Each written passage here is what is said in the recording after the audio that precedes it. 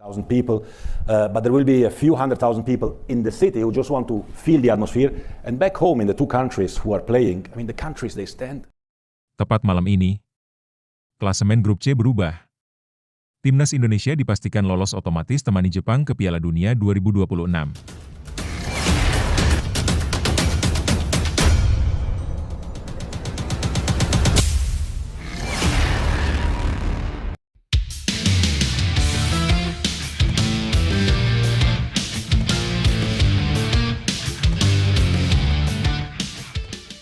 Tepat malam ini, klasemen grup C berubah.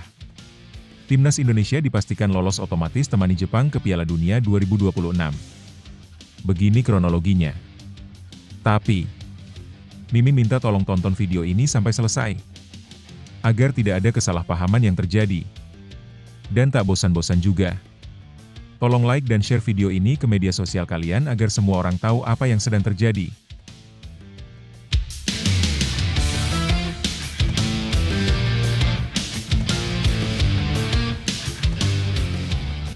Selangkah lagi ke Piala Dunia 2026, Timnas Indonesia bisa lolos langsung temani Jepang jika skenario ini terwujud.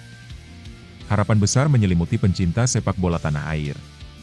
Tim nasional Indonesia punya peluang meski tipis untuk mencetak sejarah dan lolos langsung ke putaran final Piala Dunia 2026. Tapi untuk mewujudkannya, sederet kondisi luar biasa harus berjalan sempurna.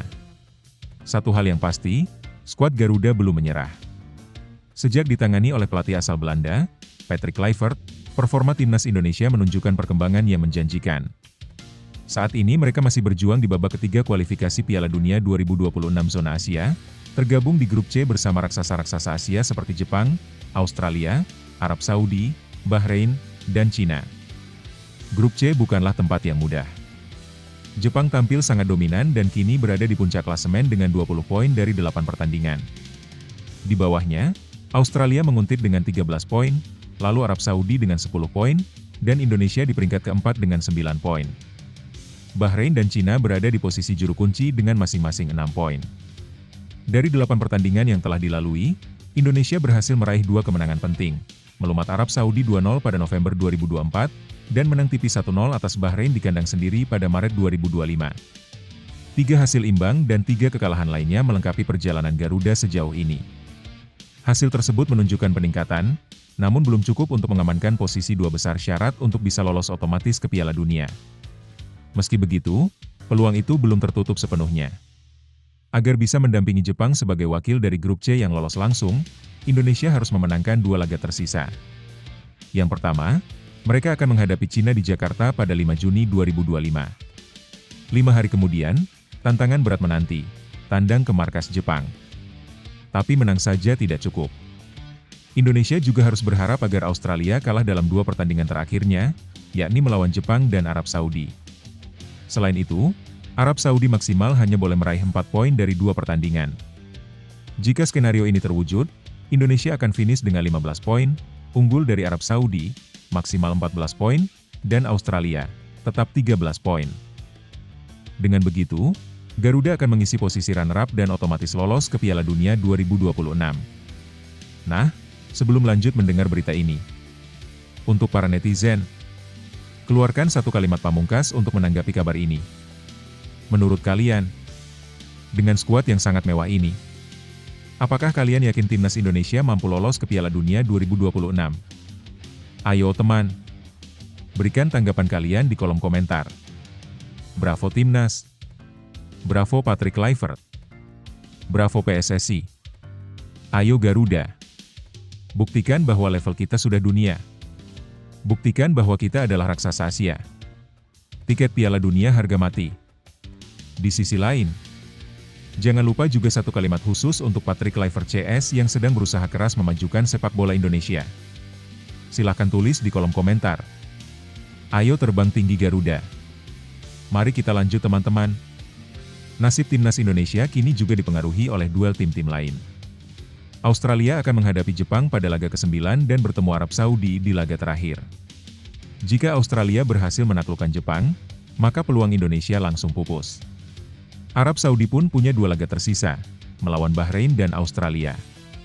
Jika mereka menang di 2 laga itu, poin mereka akan melampaui Indonesia, bahkan jika Garuda menang di 2 laga tersisa. Sementara itu, Bahrain dan Cina sudah dipastikan tak punya peluang lolos langsung. Namun, mereka bisa menjadi batu sandungan yang berbahaya bagi tim lain yang sedang bersaing. Apabila Indonesia gagal memenuhi skenario besar itu, masih ada peluang melalui babak keempat kualifikasi. Untuk itu, timnas minimal harus mampu mengalahkan Cina dan minimal menahan imbang Jepang, guna mengunci posisi 4 besar. Posisi ini akan membuka peluang untuk melaju lewat jalur playoff zona Asia dan antar konfederasi. Pelatih Patrick Kluivert masih percaya dengan kapasitas anak asuhnya. Ia menilai bahwa dengan semangat dan kerja keras, peluang sekecil apapun bisa berubah menjadi kenyataan. Tidak ada yang tidak mungkin dalam sepak bola. Selama bola masih bergulir, kita punya kesempatan, ujar Kluivert dalam wawancara usai laga terakhir melawan Bahrain. Di tengah padatnya jadwal dan tekanan tinggi, dukungan publik sangat dibutuhkan. Antusiasme masyarakat terhadap sepak bola semakin besar, dan lolos ke Piala Dunia bisa menjadi pencapaian monumental bagi Indonesia. Jika timnas berhasil menembus putaran final, ini akan menjadi pencapaian bersejarah karena Indonesia terakhir dan satu-satunya kali tampil di Piala Dunia adalah pada tahun 1938, dengan nama Hindia Belanda. Kini, harapan itu kembali muncul. Masih ada 2 laga penentu yang menunggu, dan segalanya bisa terjadi dalam dunia sepak bola. Apakah skenario gila itu akan terjadi? Bisakah Indonesia benar-benar temani Jepang ke panggung dunia? Jawabannya akan ditentukan di bulan Juni. Lebih lanjut, situasi yang dihadapi timnas Indonesia saat ini ibarat berada di ujung tanduk, tapi dengan secercah harapan yang masih menyala. Meskipun peluang lolos langsung ke Piala Dunia 2026 terbilang kecil, jalan itu belum sepenuhnya tertutup. Syaratnya memang berat, Indonesia harus menang di 2 laga terakhir, termasuk melawan Jepang yang sejauh ini tampil tanpa celah. Tapi sepak bola penuh kejutan, dan sejarah seringkali ditulis oleh mereka yang dianggap underdog. Yang menarik, perjalanan timnas di grup C ini sebenarnya sudah menunjukkan perkembangan positif. Mengalahkan Arab Saudi dan Bahrain bukan hal yang mudah, dan itu menunjukkan bahwa ada semangat dan progres nyata di dalam skuad. Kemenangan tersebut juga membuktikan bahwa Indonesia mampu bersaing di level Asia yang lebih tinggi dari sebelumnya. Namun, keberhasilan Indonesia tidak hanya ditentukan oleh performa sendiri. Mereka harus berharap Australia dan Arab Saudi tergelincir. Ketergantungan pada hasil tim lain membuat situasi ini sangat menegangkan dan penuh spekulasi. Tapi di sisi lain, ini juga jadi bukti bahwa persaingan di zona Asia makin merata, dan tim-tim seperti Indonesia mulai diperhitungkan. Dukungan publik akan sangat krusial. Bermain di kandang saat menjamu Cina bisa jadi titik balik jika mampu dimanfaatkan dengan maksimal. Laga tandang ke Jepang memang berat, tapi bukan berarti mustahil. Timnas hanya perlu fokus, bermain tanpa beban, dan tetap percaya bahwa keajaiban bisa terjadi. Dan kalaupun skenario terbaik itu gagal terwujud, peluang lewat babak playoff masih terbuka. Yang penting sekarang adalah menjaga semangat bertarung dan tidak membiarkan tekanan membunuh mimpi. Karena bagaimanapun, keberhasilan tidak hanya diukur dari hasil akhir, tapi juga dari proses dan tekad untuk terus melangkah. Ini saatnya kita semua percaya, bukan cuma pada statistik, tapi pada keajaiban, pada kerja keras, dan pada semangat juang yang gak pernah padam. Timnas Indonesia mungkin bukan favorit, tapi justru di sanalah letak kekuatannya. Mereka bertarung bukan untuk membuktikan kehebatan, tapi untuk memberi harapan. Untuk menunjukkan bahwa mimpi besar bukan milik negara besar saja. 2 laga tersisa bukan sekadar pertandingan. Itu adalah momen ujian mental. Timnas U17 Indonesia hanya butuh 1 kemenangan lagi untuk tembus Piala Dunia U17 2025. Timnas U17 Indonesia tinggal selangkah lagi menuju panggung dunia.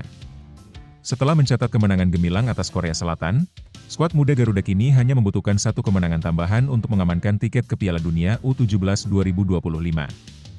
Kemenangan tersebut diraih dalam pertandingan pertama Grup C Piala Asia U17 2025 yang digelar di Prince Abdullah Al Faisal Stadium, Jeddah, Arab Saudi, pada Jumat, 4 April 2025.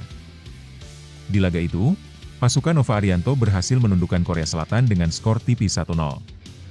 Gol semata wayang dicetak oleh Evandra Florasta lewat eksekusi penalti yang tenang di penghujung laga. Hasil positif ini menjadi modal berharga bagi timnas muda, tak hanya dari sisi perolehan poin, tetapi juga membangun mentalitas juara di tengah persaingan ketat level Asia. Tantangan berikutnya, Yaman dan Afghanistan. Perjalanan timnas U17 belum usai. Masih ada 2 laga penting yang harus dilalui, yakni melawan Yaman pada Senin, 7 April 2025, dan Afghanistan pada Kamis, 10 April 2025. Kedua laga ini akan kembali digelar di stadion yang sama di Jeddah. Dengan tambahan 1 kemenangan dari 2 laga tersisa, Indonesia berpeluang besar mengamankan posisi 2 teratas di klasemen akhir grup C.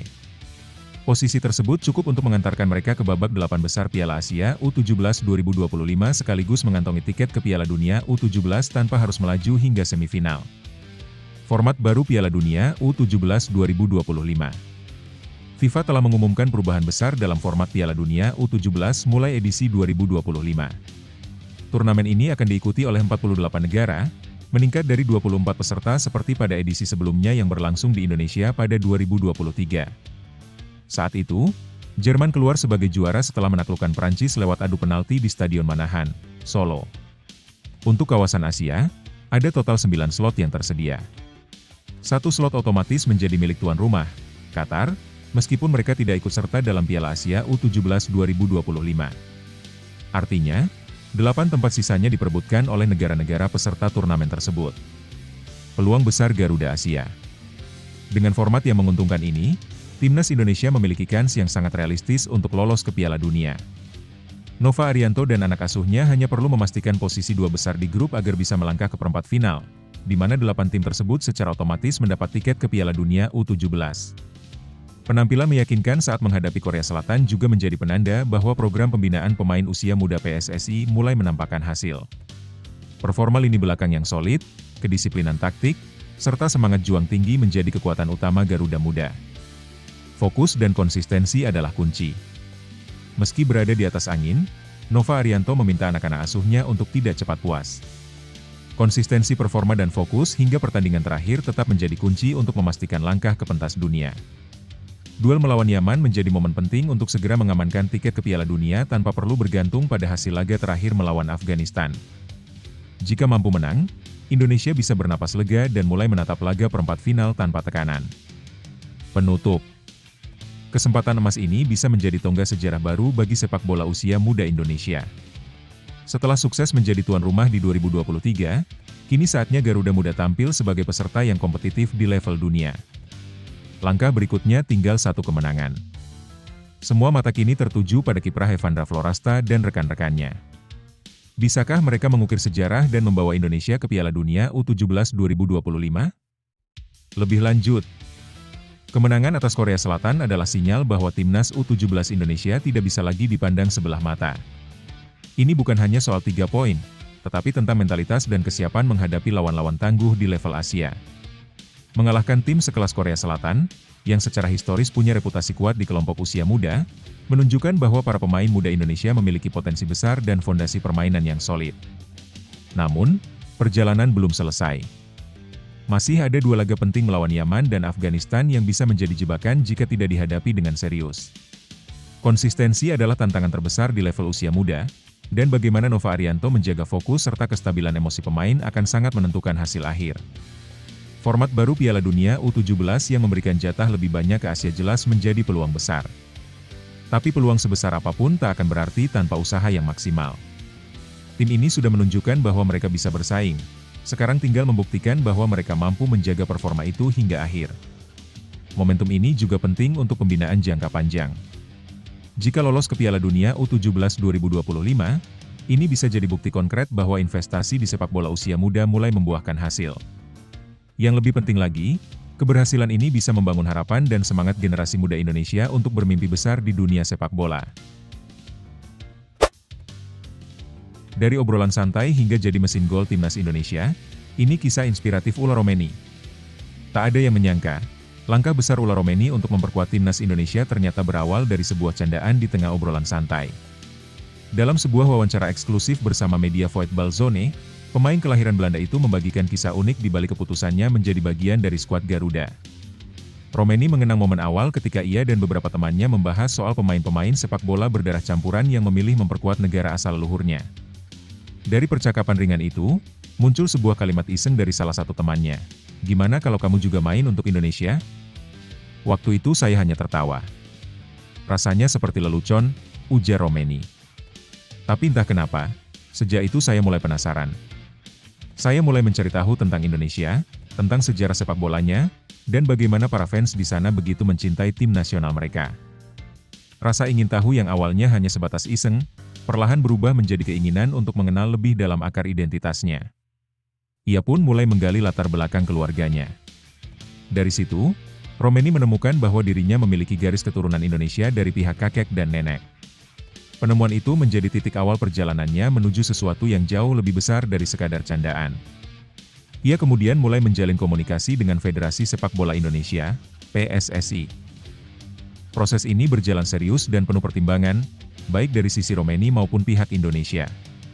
PSSI akhirnya secara resmi mengajukan permohonan naturalisasi pada tahun 2024, sebagai bentuk nyata ketertarikan untuk menjadikan Romeni bagian dari timnas Indonesia.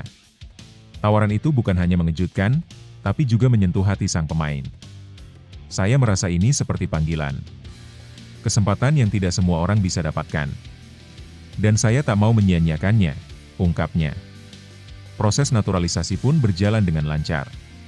Pada 8 Februari 2025, Romeni resmi menjadi warga negara Indonesia setelah menjalani prosesi pengambilan sumpah kewarganegaraan. Sejak saat itu, ia sah mewakili Indonesia di kancah sepak bola internasional. Tak butuh waktu lama, Romeni langsung menunjukkan kapasitasnya di lapangan. Dengan gaya bermain yang agresif dan visi bermain yang tajam, ia dengan cepat menjelma menjadi salah satu mesin gol andalan timnas Indonesia, terutama dalam laga-laga kualifikasi Piala Dunia 2026 zona Asia. Lebih dari sekadar performa di lapangan, kehadiran Romeni membawa harapan baru bagi masa depan sepak bola Indonesia. Ia bukan hanya pemain yang datang karena status keturunan, tapi juga menunjukkan dedikasi dan rasa bangga atas identitas barunya sebagai bagian dari tanah air. Saya mungkin lahir di Belanda, tapi kini hati saya juga untuk Indonesia. Saya ingin membantu tim ini mencapai level yang lebih tinggi, tuturnya dengan mantap. Kisah Romeni menjadi bukti bahwa kadang hal besar bisa lahir dari momen kecil yang tak direncanakan. Dari obrolan ringan yang awalnya dianggap angin lalu, kini ulah Romeni telah menjadi bagian penting dari perjalanan panjang sepak bola Indonesia menuju panggung dunia. Lebih lanjut, kisah ulah Romeni ini mencerminkan bagaimana identitas dan rasa kebangsaan bisa tumbuh dari tempat yang tak terduga. Awalnya cuma candaan, tapi ternyata berujung pada keputusan besar yang berdampak dalam karirnya. Situasi ini juga menunjukkan bahwa ikatan darah dan akar budaya bisa punya arti penting ketika seseorang mulai mencari jati diri dan ingin memberi kontribusi nyata. Dari sisi timnas Indonesia, ini adalah langkah strategis yang cukup cerdas. Mencari pemain diaspora yang punya kualitas dan bersedia berkomitmen jelas memberikan dorongan besar bagi performa tim. Tapi di sisi lain, penting juga memastikan bahwa proses naturalisasi ini tidak sekadar formalitas. Yang dibutuhkan adalah pemain yang benar-benar punya tekad dan rasa memiliki, seperti yang ditunjukkan oleh Romeni sejauh ini. Kehadirannya memperlihatkan bahwa regenerasi pemain bisa datang dari berbagai jalur. Tidak hanya dari kompetisi domestik, tapi juga lewat mereka yang punya darah Indonesia dan bermain di luar negeri. Ini membuka banyak kemungkinan baru bagi sepak bola Indonesia, selama prosesnya dilakukan dengan niat yang tulus dan perencanaan yang matang. Situasi ini patut diapresiasi, karena pada akhirnya bukan hanya soal siapa yang lahir di mana, tapi siapa yang bersedia memberi segalanya untuk lambang di dada. Media Korea bereaksi keras atas kekalahan timnas U17 dari Indonesia. Tak hanya kaget, tapi juga malu. Kemenangan mengejutkan yang diraih timnas Indonesia U17 atas Korea Selatan dalam ajang Piala Asia U17 2025 menjadi topik hangat di berbagai media Korea.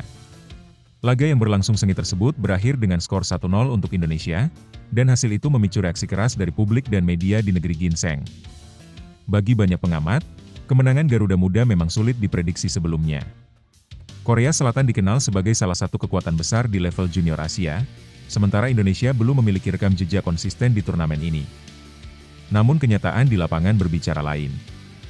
Gol tunggal Evandra Florasta di menit-menit akhir pertandingan justru membawa Indonesia mencetak sejarah.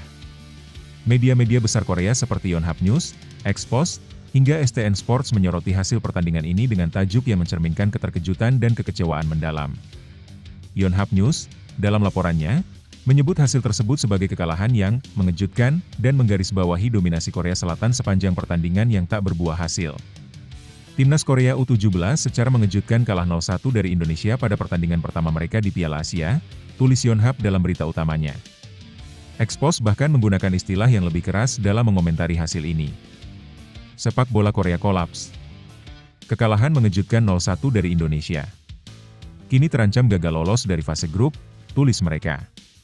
Mereka menggambarkan kondisi tim muda mereka sebagai krisis setelah kalah dari tim yang secara teknis berada di bawah mereka. Secara statistik, Korea memang tampil dominan. Mereka mencatatkan 21 percobaan tembakan selama pertandingan, namun hanya 3 yang benar-benar mengarah ke gawang. Sayangnya, tidak satupun yang berhasil menggetarkan jala Indonesia. Sebaliknya, skuad asuhan Nova Arianto tampil lebih efisien. Dari 5 tembakan yang mereka lepaskan, 2 diantaranya tepat sasaran, dan 1 diantaranya menjadi gol penentu. Dalam ulasan lain yang dirilis oleh Dailian, disebutkan bahwa masalah terbesar Korea terletak pada akurasi dan penyelesaian akhir. Mereka menyebut kegagalan mencetak gol meski mendominasi sebagai masalah klasik yang perlu segera dibenahi. Tak berhenti di situ, STN Sports menggunakan kata-kata yang jauh lebih tajam. Dalam salah satu artikel mereka, tertulis, Korea tidak bisa mencetak gol. Ini aib besar bagi sepak bola Korea. Ucapan ini mencerminkan rasa malu mendalam atas hasil mengejutkan yang diperoleh oleh tim muda mereka. Media lain, Sports Chosun, membandingkan hasil kekalahan Korea dari Indonesia dengan kemenangan besar Jepang atas Uni Emirat Arab, yang berakhir dengan skor telak 4-1. Perbandingan ini semakin menyoroti buruknya performa Korea di laga pembuka, yang berbanding terbalik dengan rival utama mereka di kawasan Asia Timur. Sementara itu, dari kubu Indonesia, kemenangan ini menjadi titik cerah dan pelecut semangat. Evandra Florasta, sang pencetak gol tunggal kemenangan, menyebut hasil ini sebagai sesuatu yang luar biasa. Gila! Ini benar-benar tidak terbayangkan sebelumnya, ucap Evandra dalam wawancara usai laga. Pelatih Nova Arianto pun menyatakan bahwa kemenangan ini adalah buah dari kerja keras dan kedisiplinan anak-anak asuhnya. Ia menegaskan bahwa tim harus tetap rendah hati dan fokus karena perjuangan masih panjang, terutama untuk memastikan langkah ke babak gugur dan mengamankan tiket ke Piala Dunia U17 2025. Menurut regulasi turnamen, 2 tim teratas dari masing-masing grup akan otomatis lolos ke Piala Dunia U17 yang juga akan digelar tahun ini. Maka, kemenangan atas Korea menjadi modal sangat penting bagi Indonesia untuk melangkah lebih jauh dan mengukir sejarah baru di kancah sepak bola usia muda Asia dan dunia. Pertandingan ini pun menjadi peringatan bagi tim-tim lain bahwa Indonesia bukan lagi lawan yang bisa dianggap remeh. Dan bagi Korea Selatan, kekalahan ini mungkin menjadi momen refleksi mendalam, bahwa dominasi teknis dan statistik di atas kertas tak selalu menjamin kemenangan. Lebih lanjut, kemenangan Timnas Indonesia U17 atas Korea Selatan di ajang Piala Asia U17 2025 bisa disebut sebagai momen yang luar biasa dan penuh makna, bukan hanya dari sisi hasil, tetapi juga dari dampaknya secara psikologis dan reputasi sepak bola Indonesia di level usia muda. Ini bukan sekadar menang, tapi juga menunjukkan bahwa sepak bola kita mulai berani menantang dominasi negara-negara besar Asia. Korea Selatan selama ini dianggap sebagai salah satu kekuatan tradisional di Asia. Kekalahan mereka dari Indonesia tentu menjadi tamparan keras, apalagi jika melihat statistik pertandingan yang menunjukkan dominasi Korea secara penguasaan bola dan jumlah tembakan. Tapi justru disitulah letak menariknya. Sepak bola bukan tentang siapa yang paling sering menendang bola ke gawang, tapi siapa yang paling efisien memanfaatkannya. Reaksi media Korea yang cenderung emosional dan bahkan menyebut kekalahan ini sebagai aib besar, menunjukkan betapa mereka tidak siap dengan hasil seperti ini. Mungkin bagi mereka, kalah dari Indonesia bukan sesuatu yang terbayangkan. Tapi inilah realitanya, Indonesia semakin berkembang, dan kekuatan Asia mulai bergeser. Di sisi lain, ini juga menjadi sinyal penting bagi sepak bola Indonesia bahwa hasil bagus bisa dicapai bila ada kerja keras, disiplin, dan strategi yang tepat. Nova Arianto dan tim patut diapresiasi bukan hanya karena hasil akhir, tapi juga karena berhasil menjaga mental pemain muda dalam tekanan tinggi. Namun, kemenangan ini juga menjadi pengingat, euforia berlebihan bisa berbahaya. Kita masih punya jalan panjang di turnamen ini. Target utamanya adalah lolos ke Piala Dunia U17, dan ini baru langkah pertama. Justru setelah menang atas Korea, tantangan semakin besar karena lawan akan mulai memandang Indonesia dengan lebih serius. Secara keseluruhan, ini bukan hanya kemenangan di atas lapangan, tapi juga sebuah pernyataan, sepak bola Indonesia siap naik kelas. Martin Paes ungkap kesan pertamanya bertemu Emil Audero di Timnas Indonesia, sosok hebat dan penuh pengalaman. Masuknya nama-nama anyar ke dalam skuad Timnas Indonesia di putaran ketiga kualifikasi Piala Dunia 2026 zona Asia menciptakan atmosfer baru, khususnya di sektor penjaga gawang. Salah satu momen menarik datang dari Martin Paes, yang mengungkap kesan pertamanya saat bertemu Emil Audero Mulyadi, kiper anyar yang resmi memperkuat skuad Garuda.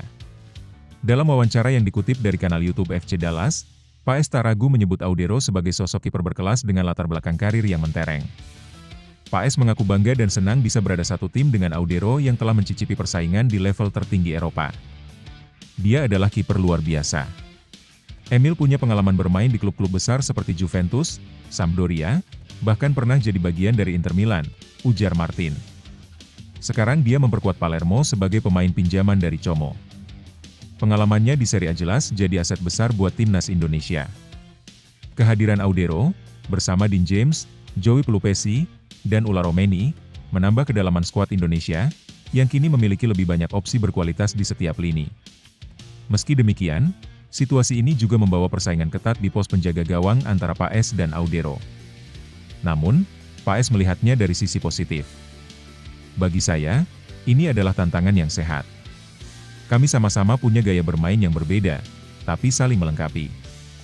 Saya tidak merasa terbebani karena pada akhirnya, semua keputusan berada di tangan pelatih, jelas kiper yang saat ini memperkuat FC Dallas di Major League Soccer, MLS, Amerika Serikat itu.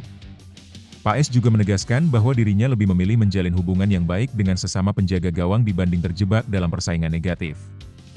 Ia percaya bahwa keharmonisan dan kerjasama antar pemain bisa membawa pengaruh besar terhadap performa tim secara keseluruhan. Yang terpenting bagi saya adalah bagaimana kami bisa belajar dari satu sama lain.